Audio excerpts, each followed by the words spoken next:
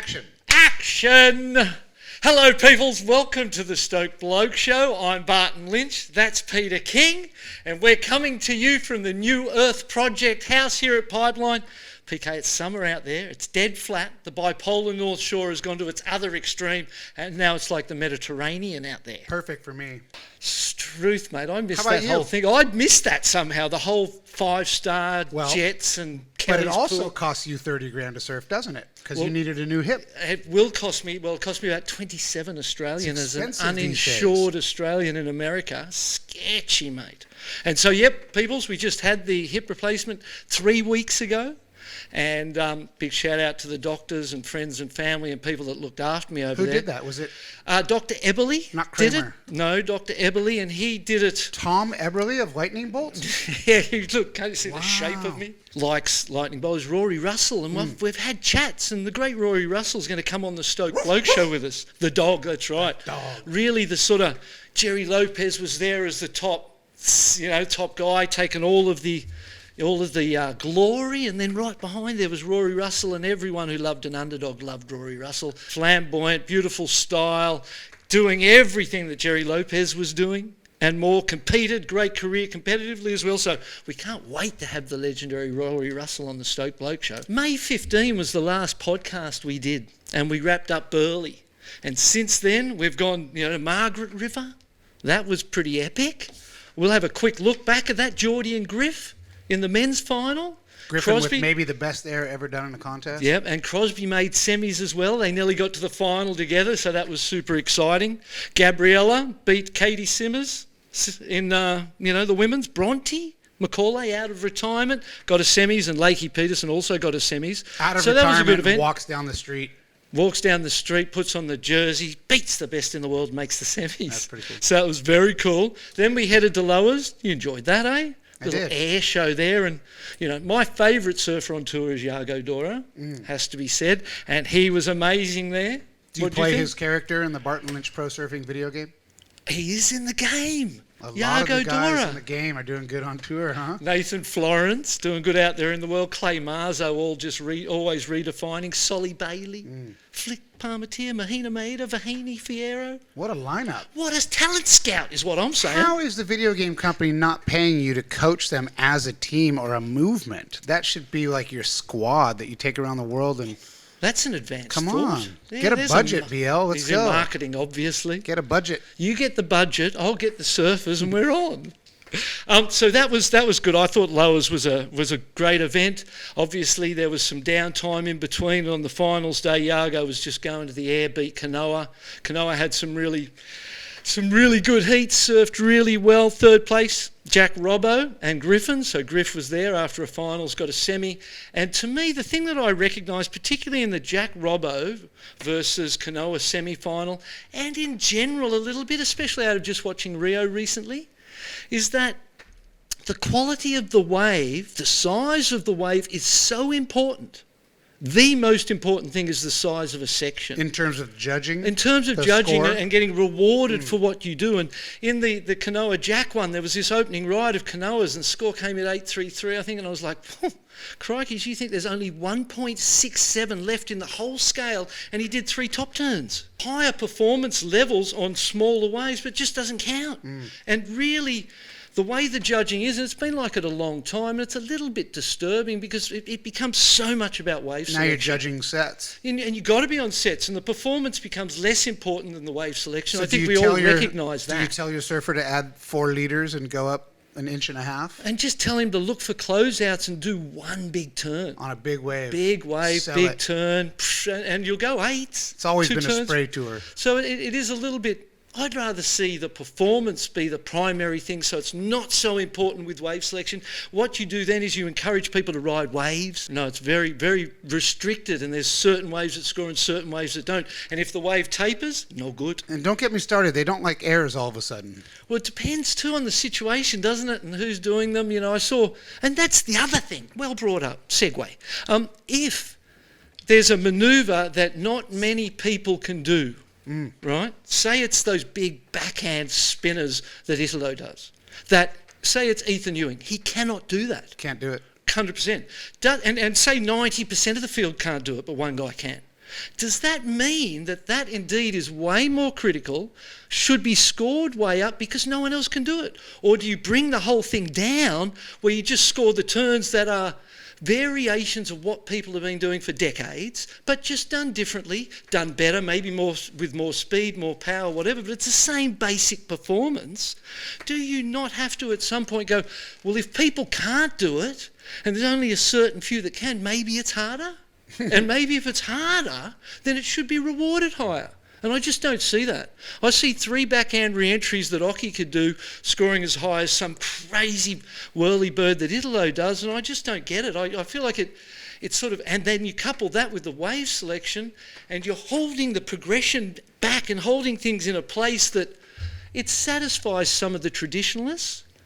But to me, the future's something that I haven't seen, and that's what I want to see them encourage, and that's what we see with Italo, we see that with Iago, and we saw it at Lowers. In the women at Lowers, Betty Lou, that was a great win for her. She was sharp, fast. That was the best surfing we've ever seen her do, particularly in a competition. And then Molly Picklum started her charge and then ended up in Brazil and won. So Molly's had a good little run of late. Has thrown herself up the ratings in Brazil. Luana Silva lives here on the North Shore, but that was an amazing result for her, young lady. She's really starting to find her straps. And then in the men's in Rio, Cole, it's an all San Clemente final. Cole's cool. Cole's cool. He's big, Hold on, I'm he's going to get powerful. something. I'll have a drink while we wait. Cole was here a lot, and bless his heart, he hooked us up with something called En Route Pinot Noir. Pinot Noir. I don't drink, but somebody's going to drink at some Looks point. like a And nice he bottle of wine. left this beautiful note I guess look. for us. Read that. Read this out. To PK and the New Earth fam. Thanks for always hosting us. Enjoy. Love Houshmans. Number Woo! 91. And congratulations, mate. A Yeah. big win. Second win of the year. We love ya. Yeah, that is an amazing year for a young man. He beat his mate Griff again. So that's a great Pretty cool. rivalry. Super cool story. I thought that was amazing. He's a hammer, huh? He is a hammer, mate. He's got the sort of surfing they love. It's so big, it's so powerful. Everything's consequential. He's 6'10", 420 pounds. Yeah. Have you ever stood For a next to him? midget, he's big, eh? He's massive. Bigger than Geordie, yeah. Oh, I think he's the biggest guy on tour for sure. Yeah. And Geordie Rippon, still in the yellow jersey. Crosby might be taller, Yeah. but Crosby's like Larry Bird. What happened in San Clemente? Why are they all so big? What's going on? What a town. What a history. Like I said, we see the Fletchers now. They're out there actively promoting their family and doing projects together as a group. From Gryson, fellow bearded warrior. That beard's a beauty. All the way through to Dad, and then the Hoffmans and all the way through. That is a bloodline that's sure to set any town up. And then you just look all around it, and San Clemente is an absolute hotbed that's really, best days might still even be just in front of it. What was the equivalent in Australia, in Sydney? Sydney was Sydney, mate. The northern But where? beaches of Sydney. Northern beaches. Northern beaches back in the 60s and 70s were the industrial heart of the surfboard industry in Australia. All of the pros came out of that northern beaches But did you area. have a beach? Midget family. Narrabeen?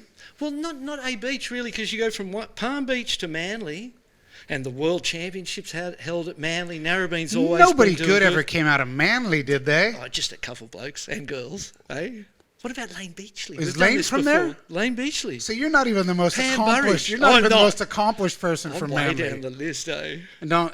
Duke introduced surfing to Australia at Manly, right? Well, around the corner at Freshwater. Close or enough. Hardwood. Close enough right there. We Driver, always felt the 3-wood, tradition. 3-wood, you'd be there, Exactly, you yeah. would be there.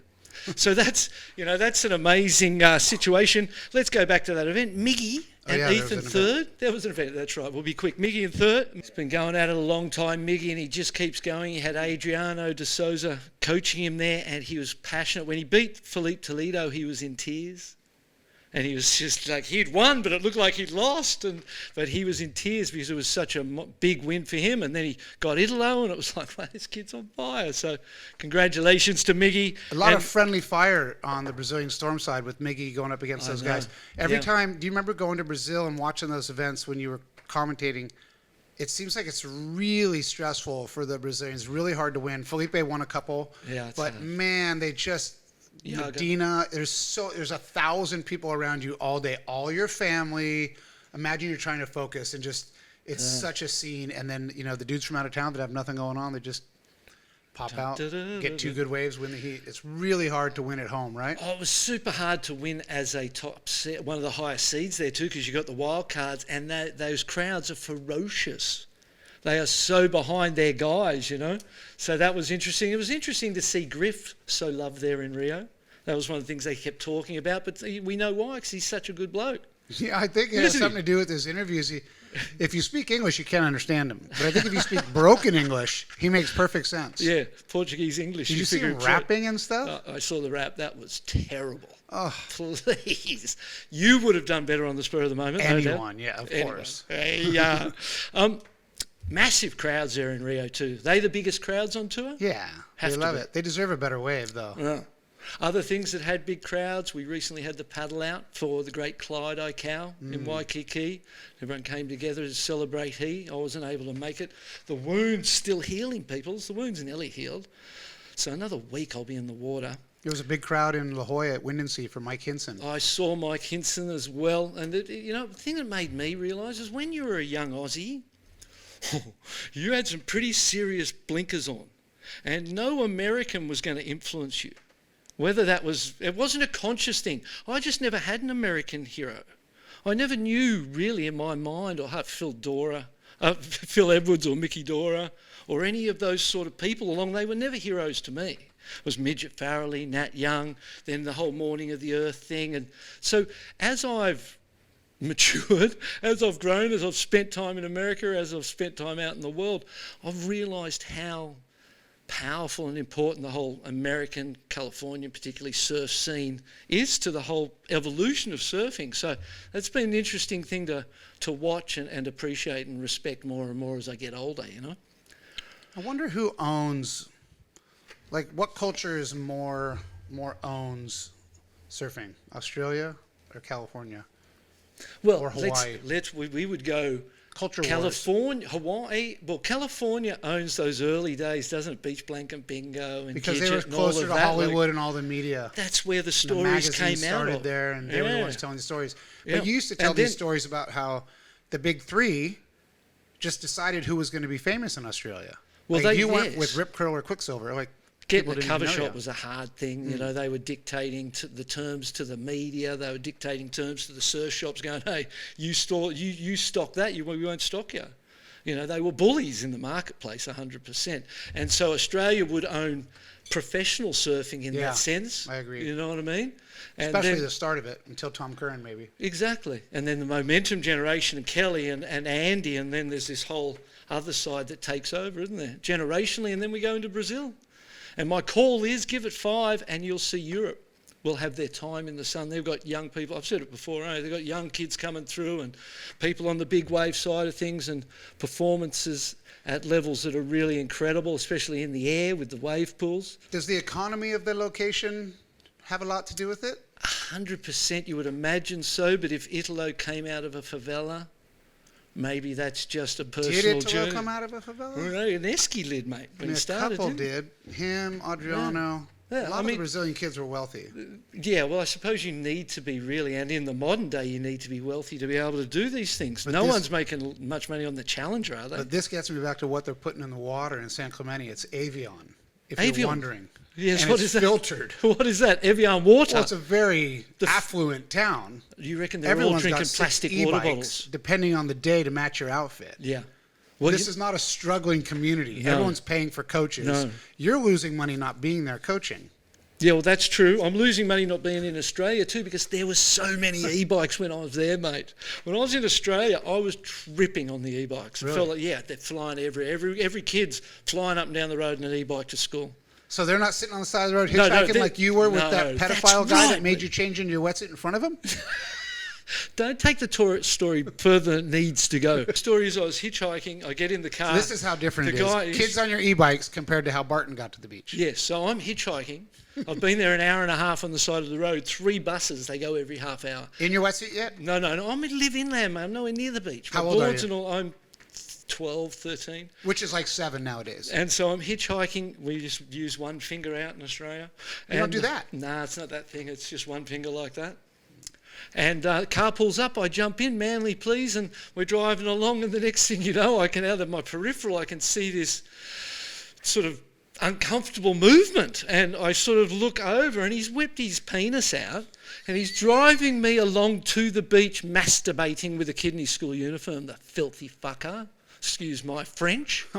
But that's the reality, mate. I've had some extremely radical stories in my life that would make your hair turn if you let it grow.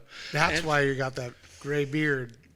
No, 32 years old. Yeah, this is to the bottom of my heart.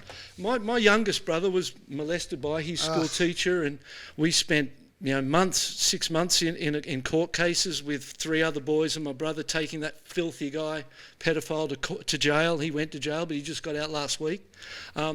We've had I've had a lot of experience in that thing, and in a world where people can't get on PK because we all disagree about right. bloody anything and everything, the one thing we can all agree on is to protect the children. I don't care whether you're LGBTQ or straight or whoever you are. There's only one bunch of people that couldn't agree to protect children, they're the pedophiles themselves. Every other person, the unifying fact for all of us as people, an opportunity to find something that we all agree on and then can move forward to find other things that we could agree on and create more harmony in our existence, is to stand together for the kids and against pedophilia. I will not hear of it described as minor attracted persons. I will not stand for it being considered as a sexual preference and people pushing to normalise the abuse of children. The whole thing to me makes me sick to my stomach. As it should. And I stand for the kids, and I call out to everybody to stand for the kids, regardless of who you sleep with, regardless of the colour of your skin, regardless of all that stuff that separates us or is used to separate us. The one thing we can all come together on PK is the kids. So then one of the things we had at the house, which was fantastic, was a photo shoot. Show me that thing. For what we call every kid's surfboard or first board. This has got to be your first board, right? Yeah, look at that. So think plastic baseball bat. Perfect for charcuterie. Would you like your snacks on this? This is how I would eat. If I still ate ice cream, I would eat it like that.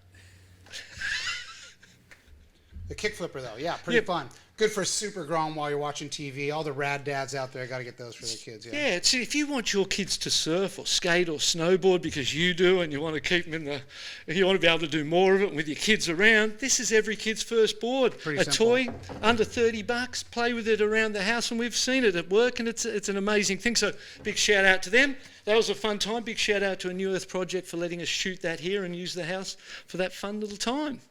Where are we at in the ratings? Does it even matter at this point? Is there a Yes, top 5? Does that Well, we are. Let me pull that up. How many and we'll contests just we review got to it quickly. go? We got J-Bay. So we go J-Bay, Tahiti. July 11 to So 20. is that it? There's just 2 events left now, J-Bay and Tahiti? Before the finals, correct.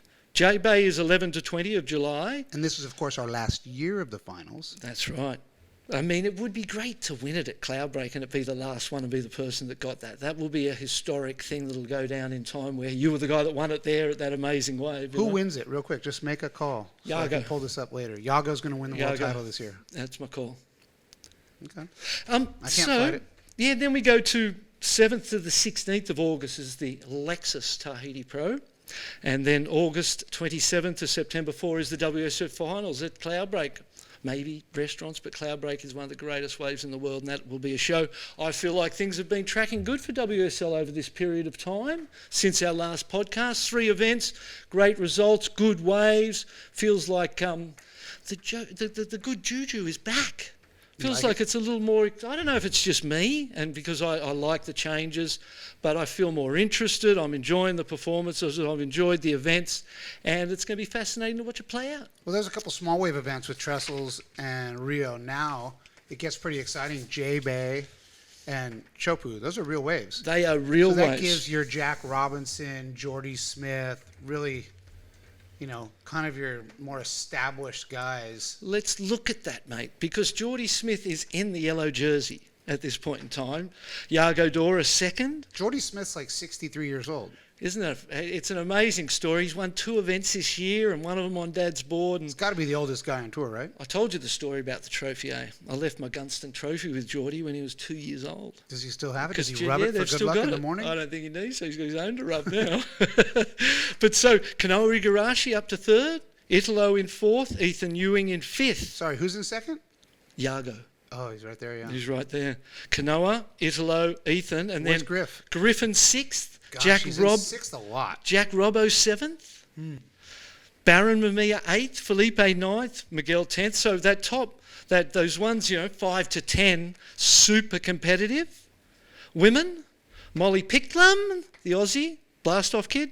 Molly's in 1st, Gabriella Bryan in 2nd, Caitlin Simmers in 3rd, Betty Lou Sakura Johnson in 4th, Isabella Nichols in 5th. There's just not a lot of goofy foot girls, right? I mean, there's just Caroline, really. Yeah, and she's And 6th. Erin Brooks, and she's farther down around 11th. There's And she's 6th right now. Erin, yeah, she's further down. Look I thought at Erin would be Luana's further up to along. 9th. Even though it's her first year, I thought Erin would be further along at this point. We did expect more. She got a 3rd there in Rio, but we expected more. But that's what happens. Yeah. You watch it. It's so humbling, isn't it? You come out of wherever and you're the next superstar and you go onto the tour and the road grinds you down and you have losses and start to have to deal with all your stuff. And it's everybody has to go through it, and she's going through it and learning. And next year will be heats are interesting. 30 minutes long. You don't have all day to go out and Yeah, but prove your still, repertoire. It feels like all day when you're sitting at home. If you aren't working and doing something else, with that in the background. And just watching, it's very slow, the heat. Who has time to watch that? That's like watching grass But grow, if you're mate. in the heat, how So- fast does that half hour go? Yeah, it depends on your mindset, doesn't it? Sometimes it feels like it's going forever, and you look down, you go 16. And then you feel like it's been 10 minutes, you're looking, it's 15. You're like, oh gosh, it's taking a long time. But you have Barton When Lynch you're in the mind lead. training, mind control techniques to slow time down, right? In through the nose, out through the mouth, mate. It's not as real simple. I think Jerry Lopez taught us all that way. Back again, go full circle. So they're the ratings, mate. You know, Who do one you of the want? things. Who do you call for the winner of the women's World Tour this year? Jeez Louise, mate. Molly. Yeah, I'm going pick, Molly. huh? I'm going Molly Yeah. Picklin. She's in the lead now. She can do it anywhere, everywhere. She's going to pull in as Hungry. much as she can. Yeah, she's got it in all lefts, rights, big, small. So yeah, I think Molly and winning in Brazil. How hard were the waves there? Frumpy, lumpy, weird things bobbling all over the place. It looked super hard to surf, and she did. She made it look pretty easy. So that would be my pick, mate. Pipeline movie, you've got that ready to premiere. We've That's got right. premieres We've got coming up. What's 3 the story premieres there? coming up.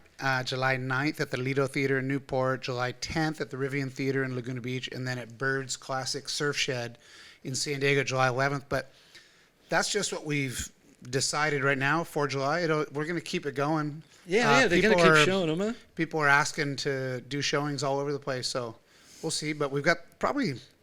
Man, it's one of the coolest movies I've ever seen. Well, I mean, despite the fact that I made it. Tucker Wooding shot yeah. drone. My nephew Johnny shot video. I shot video all year. And everyone was just accessing pipeline through the yard. So just turned the camera on them and asked everyone a series of questions. I mean, it's kind of a simple formula. But then you realize these are not simple people. These are the greatest pipeline surfers alive today. You know, from Uncle Mike, Mason, Jamie, Barron, Jamie, John. Mate. You didn't ask particularly because you're upset that you're not in it, are you? What's that? The pipeline movie. You have a history out here. You won a world title out here. That story deserves to be That's told. ancient history, mate. We're Well, not this living on was, that. I did focus on this winter. Yeah. It was the best winter we've Oh, ever seen. best winter So ever. many days. And yeah, to hear everyone's fresh, out of the lineup conversations while it was happening is what makes this movie really exciting. You know, Nathan Florence coming up out of the water, Shaden coming up out of the water. Yeah. So Shado's going to come with me and be in attendance at all the yeah. premieres, and my nephew will be there who filmed along with me, and it's going to be pretty fun. It's a New Earth project is actually why he was in that position, really, when you think about it, because the house, the idea, the people, the access, all of a sudden you're there and it's in your hands and you created this masterpiece. Yeah, it's Good 100% job, mate. an extension of Good job. this location, this Yeah, house, the New Earth exactly. Project house, and the spirit, Coming in and out. the spirit we wanted to create from Yeah. being here. Yeah, exactly. I'm feeling it, peoples. Another thing I wanted to share, 2 things that I'm feeling quite deeply. Dr. Tim Brown, as we all know, is an amazing treater and healer of humans and has been doing it for decades and decades in our sport. I've had couple of moments, particularly winning a US Open, where I felt like crap.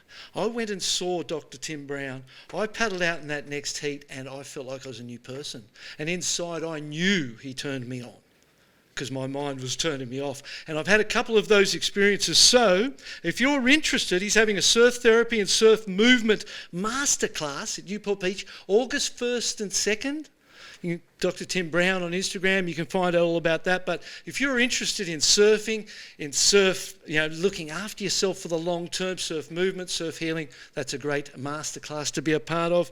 And then to our really good mate and family friends, Sean Briley, his son Dakota had a terrible accident here on the highway, and it sort of reiterates how dangerous this highway can be. It's one road through the North Shore, and it's a highway right on the side of the road, and it's taken people out in the past, and Dakota is fighting so strongly. Everyone's praying for him, sending their love the Briley family's way, and I just wanted to let them know that we're thinking of him, sending our love their way as well. It's a very, very tough time. His injuries were crazy. What they're trying to heal and where he's coming back from is, maybe something that most people couldn't come back from. He's a young man, he's fit, he's strong, and we send our love to them and wish them all the very best in his recovery, and hope he gets back to 100% and we get to share some ways with him this winter. And me too, I hope I get back to 100% and get over this hip replacement and get to share some ways with you this winter as well. Thank you, PK. Yep. I think we're done. That's where the good juju is, in the connection of human to human. And if you were Jack McCoy, That's we'd be hugging heart to heart. You'd be going heart to They got the Jack McCoy paddle out coming up. They got Jack in McCoy Australia. out. Sad, to see he pass as well. So a lot of challenging, big things going on in the surfing world and community. In sense of losing people who are pioneers, and I suppose our culture and our sports at that point where that's where we're at, and we're finally kind of starting to see people pass. We're so fresh and so young as a sport and a culture. So, I'm just proud to be a part of it. Hey, bottom of my heart. Thank you, peoples, for watching the show. Thank you, Surfing, for everything you've given me. Thank you, A New Earth Project. Thank you, PK. And we'll see you guys next episode. Thank you for watching.